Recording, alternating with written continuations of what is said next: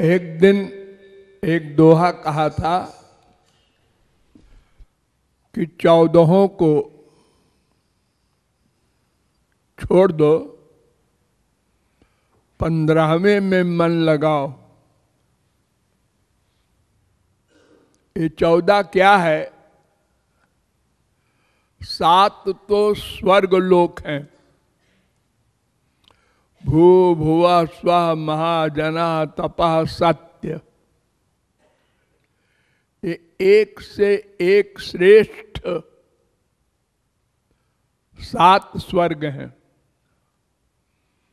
नीचे वाला ऊपर नहीं जा सकता।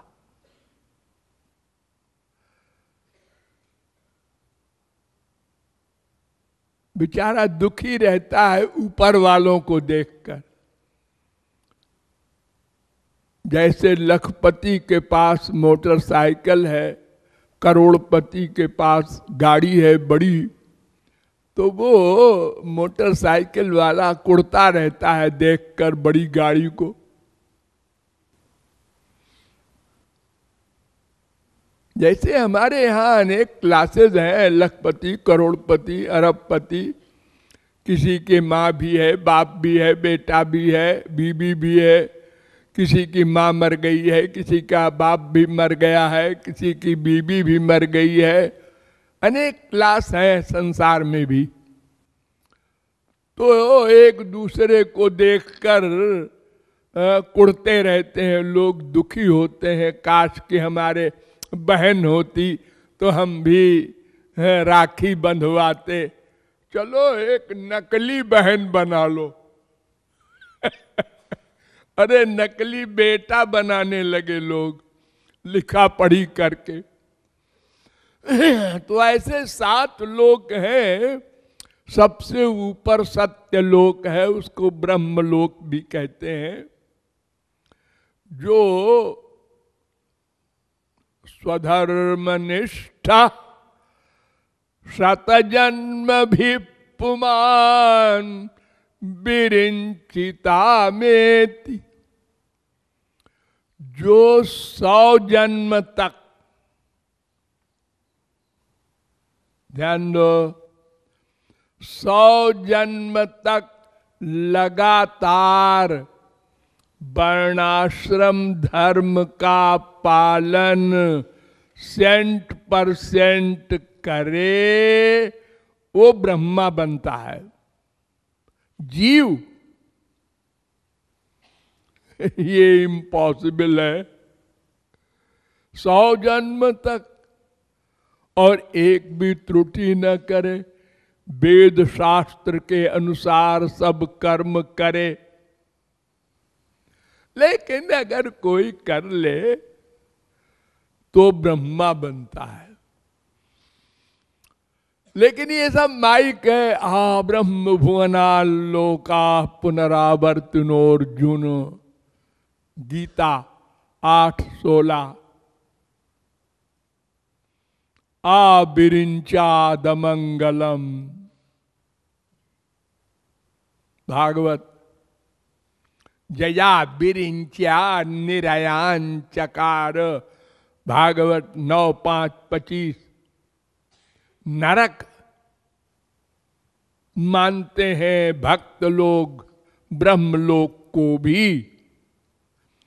जैसे नरक में दुख है, मृत्युलोक में दुख है, ऐसे वहां भी है। क्योंकि माया है।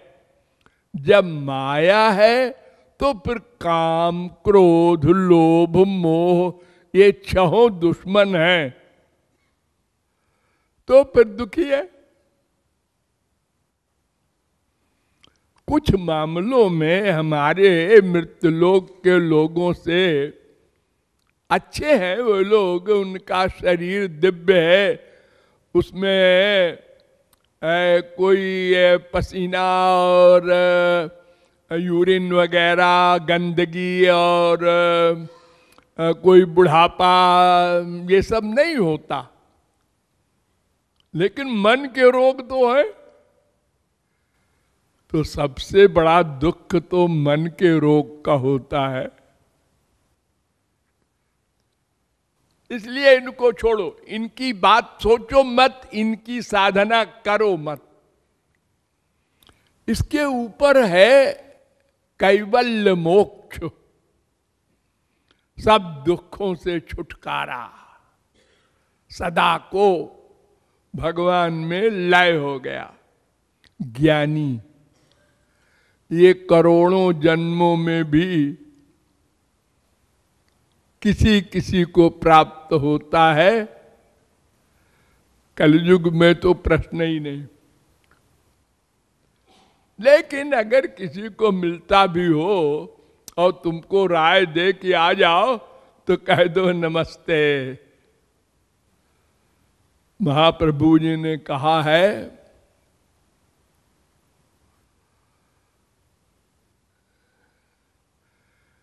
कि 4 प्रकार के कैतव होते हैं।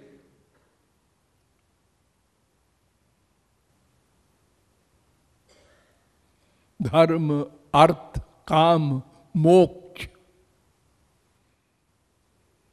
तार मध्य मोक्ष वांछा कैतव प्रधान।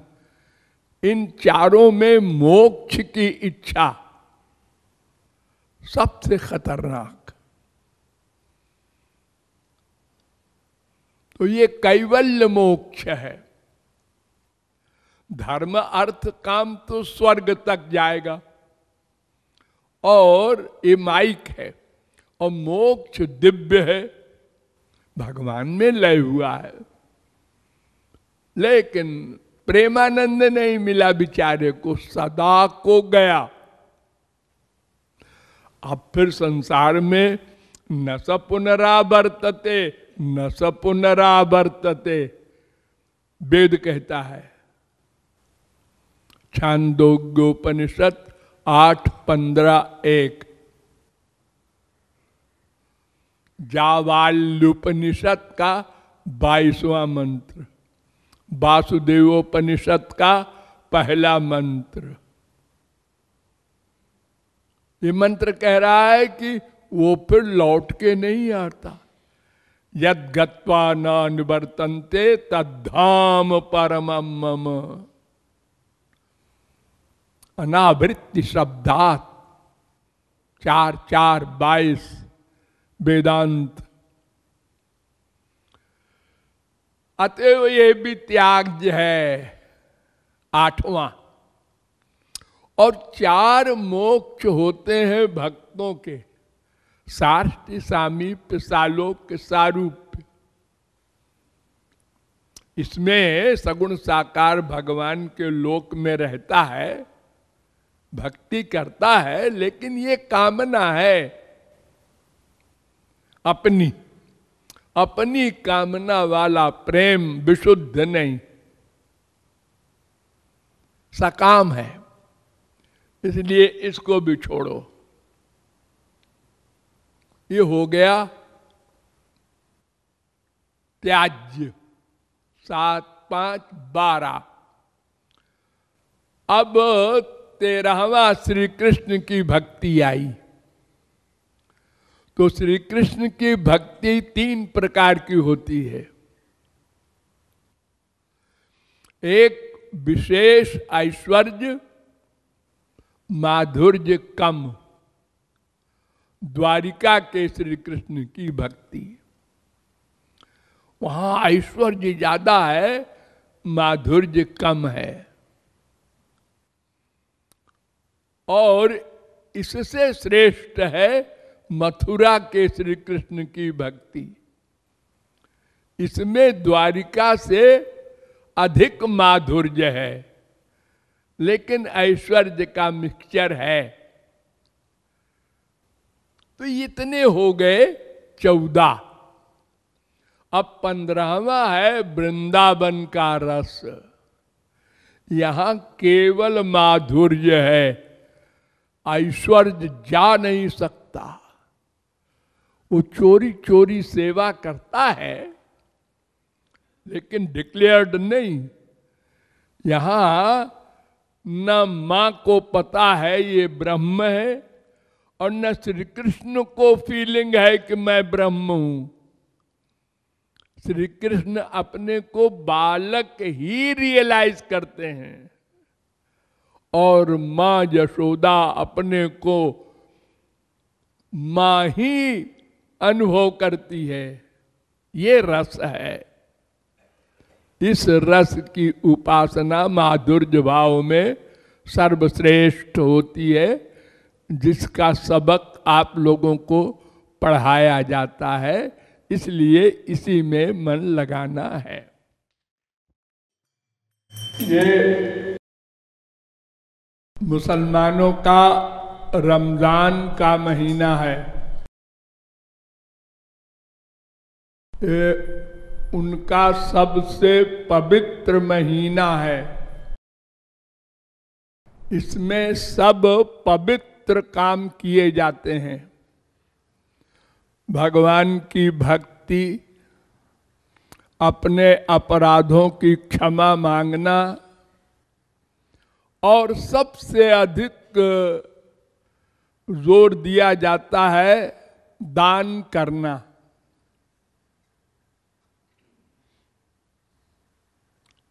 लेकिन दान का विषय वो लोग पूर्णतया नहीं जानते। हमारे सनातन धर्म में दान के विषय में बहुत बारीकी से निरूपण किया गया है। नंबर 1, 4 प्रकार का दान होता है। एक तामस दान, एक राजस दान, एक सात्विक दान और एक दिव्य दान। गुणातीत दान, निर्गुण दान कहते हैं, अनेक नाम है। अर्थात पैसा तो वही है, सामान तो वही है, लेकिन जिस प्रकार के पात्र में दान करोगे उसी प्रकार का फल मिलेगा। तुम्हारी भावना से कोई मतलब नहीं। तुमने एक डकैत को दान कर दिया और उसने उस पैसे से रिवॉल्वर खरीदा और मर्डर कर दिया, तो तुमको नरक भोगना पड़ेगा। तुम ये नहीं कह के बच सकते कि मुझे क्या मालूम है ये पैसे का दुरुपयोग करेगा। मालूम करना चाहिए था, ऐसे दान क्यों किया।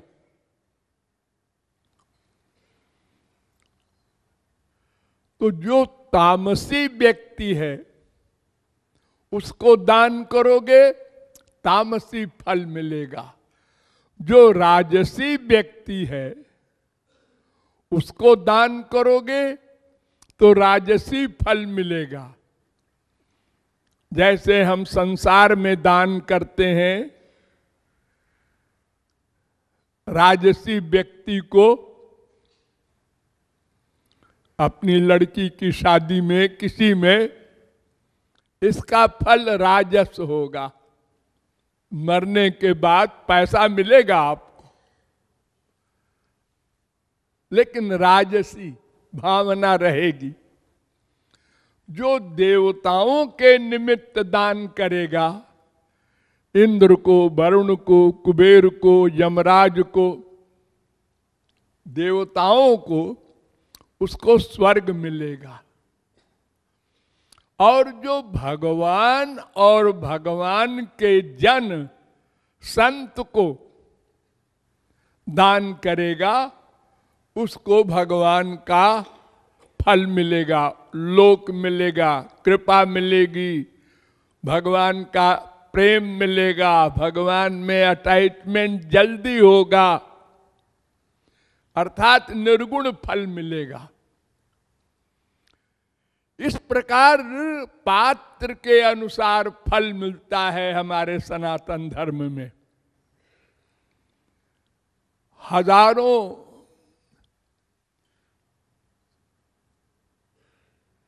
व्यक्तियों में जो दान का फल है वो एक शास्त्र वेद के ज्ञाता के दान करने का फल है। एक को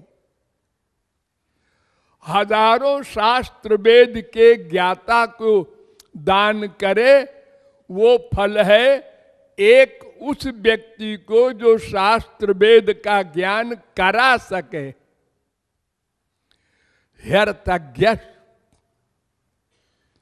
उसमें भी हजारों अर्थज्ञों कराने में का जो फल है एक व्यक्ति को जो प्रैक्टिकल हो, भगवान में जिसके मन का लगाव हो रहा हो,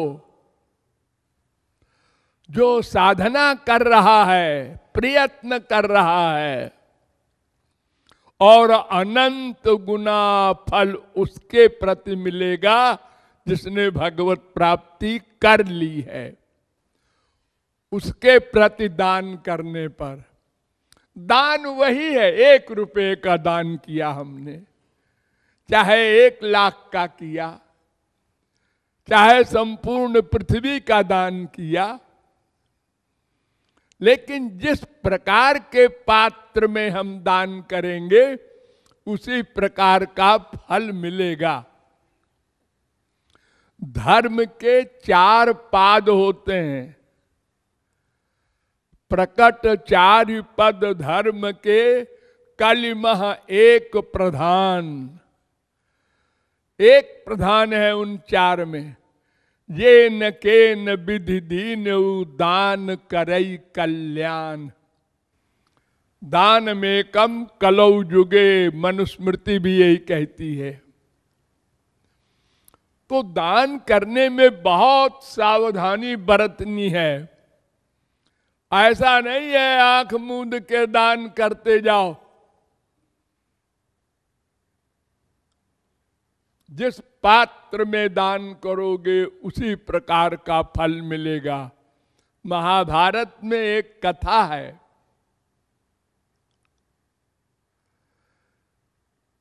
एक शापित नवला था।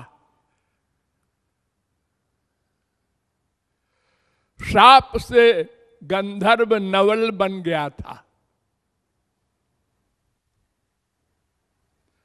तो एक ब्राह्मण रोज भिक्षा ले आवे सत्तू, और जब खाने बैठे तो भगवान आ जाए एक भिखारी बनकर और कहे बाबा बहुत भूखा हूं, तो वो दे दे, पूरा परिवार भूखा रह जाए। ऐसे 7 दिन तक भगवान ने भूखा रखा और मांग ले गए। 8वें दिन भगवान हार गए। उन्होंने कहा आज तो मैं खा के आया हूं, तुम लोग खाओ। तो वे लोग जल्दी जल्दी सत्तू पी रहे थे, बहुत भूखे थे। तो उस गृहस्थी के मुख से कुछ बूंदें गिर गई पेड़ के नीचे, जहां वो सत्तू पी रहे थे। वहां एक बिल थी, बिल, उसी में नेवला रहता था। उसके ऊपर गिरी जाकर वो 10-12 बूंदे, तो वो बूंदे सोने की बन गईं। तो उस नवले की बीबी ने कहा अपने पति से कि बड़ा सुंदर शरीर हुआ है, हो गया तुम्हारा। वो स्वर्गलोक का यक्ष था, शापित, वो बात भी करता था अपनी भाषा में। वो संसारी साधारण नकली नहीं था। तो उन्होंने कहा सुनते हैं कि पांडव राजसूय यज्ञ कर रहे हैं। 5 पांडव और उसके आचार्य हैं श्री कृष्ण भगवान, श्री कृष्ण को आचार्य बनाया। तो श्री कृष्ण ने कहा भाई मैं इस शर्त पर आचार्य बनूंगा कि ब्राह्मणों का जूठा पत्तल मैं उठाऊंगा। अब बड़े पसोपेश में पड़ गए पांडव कि इतना गंदा काम इनसे करवावें। उन्होंने कहा तो फिर मैं नहीं बनता।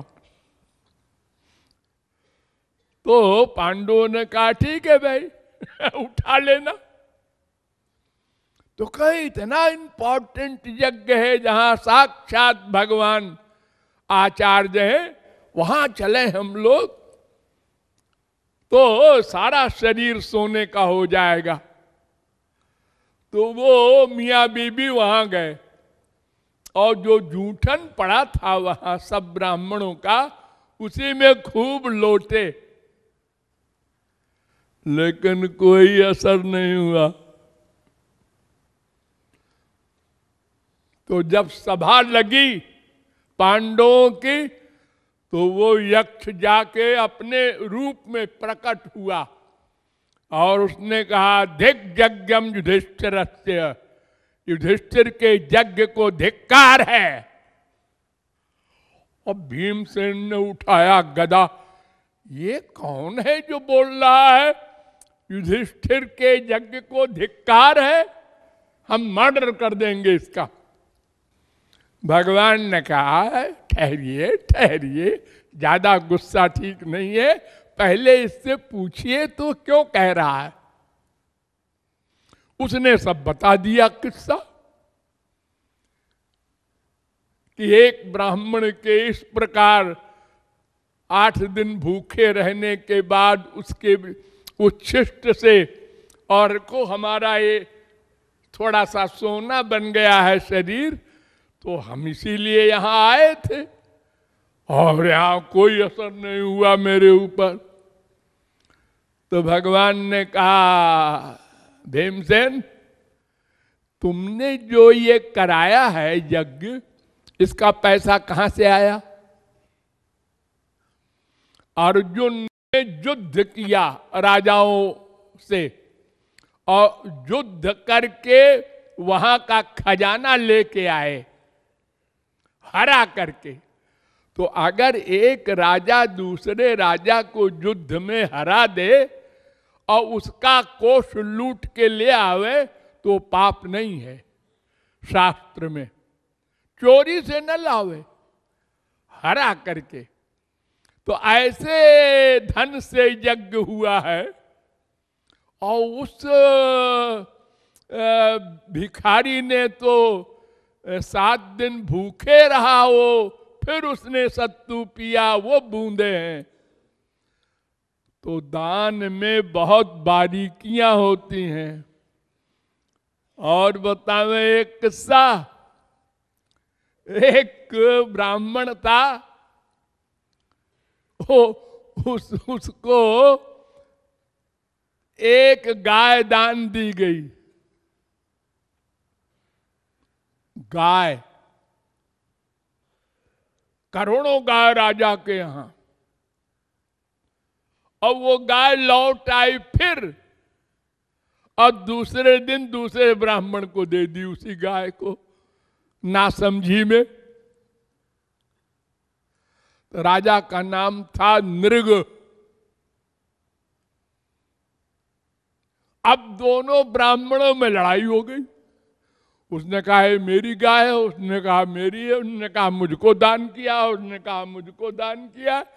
कि चलो दोनों गए राजा के पास, आपने मुझे दान किया है ना? दोनों ने कहा हाँ। अरे भाई देखो हमसे गलती हो गई, हम गाय तो पहचान नहीं सकते, हमारे यहाँ लाखों गाय हैं। ये फिर लौट आई तो हमने फिर से दान कर दिया। तो ऐसा है कि तुम 1000 गाय ले लो इसके बदले। लेकिन दोनों अड़ गए, हम तो यही गाय लेंगे, ये हमारी प्रतिष्ठा का सवाल है, हमारी नाक का सवाल है। राजा हाथ जोड़ के बार बार प्रार्थना करें, कुछ नहीं सुना। तो उन्होंने कहा पहले ब्राह्मण को हमने दिया था उसी को दे दो। तो दूसरे ब्राह्मण ने शाप दे दिया, तो नृग गिरगिट हो गया, गिरगिट। उसने बड़ी प्रार्थना की तो ब्राह्मण ने कहा कृष्णावतार में तुम्हारा उद्धार हो जाएगा।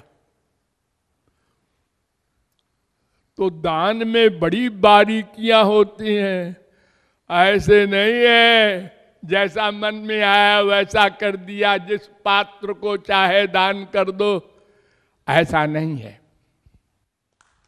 और हम जो दान कर रहे हैं तो सब भगवान की ओर चलने वालों के इफ्तार पार्टी कर रहे हैं, सेवइयां खिला रहे हैं, तो हमारे ऊपर भगवान की कृपा होगी।